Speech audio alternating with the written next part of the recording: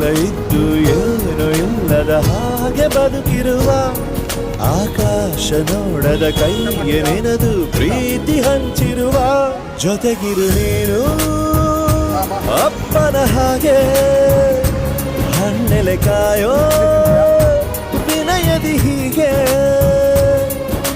ನಿನ್ನನು ಪಡೆದ ನಾವು ಪುನೀತ ಬಾಳು ನಗು ನಗುತ್ತ ಬೊಂಬೆ ಹೇಳುತ್ತೈತೆ ಮತ್ತೆ ಹೇಳುತ್ತೈತೆ ನೀನೇ ರಾಜಕುಮಾರ.